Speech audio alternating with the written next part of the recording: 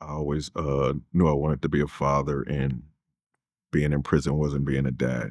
My full name is Sean Jermaine Reeves Sr., born and raised in New Haven, Connecticut. I was 16 years old when I committed my first crime. I had gotten caught with a firearm. And then my third incarceration was 8 years. Police raided my home. I fired off a couple of rounds into the door, not knowing that it was police officers. I served 6 years, 11 months off an 8 year sentence. So,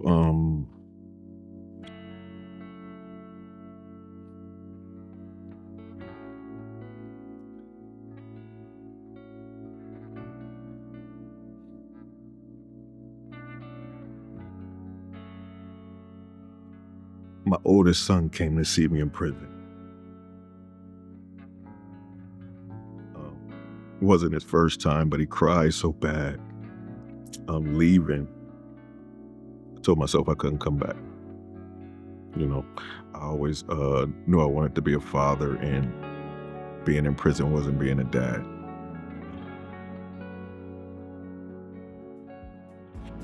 So I work with teens now. I have a printing company, Prints on Deck LLC. I've been active since 2020, but I use my printing company to promote youth entrepreneurism. I'm focusing on financial literacy, conflict management, and sustainability. Most of my students come from households with low income, some with no income. Some parents are users. And the thing that they have to realize is they still have options, right? So when currently the majority of my students have low reading scores, low math scores, and don't have a lot of decision-making abilities, my goal has been to give them as many options and tools as I possibly can to ensure that they can make decisions based on real information and not, unprocessed information. So my goal is to change the world, right? My future is already actively involved in that. My world starts in New Haven. It starts with my students. It starts with all of my formerly incarcerated friends who are now home trying to figure out how to get themselves actively involved in the positive side of life.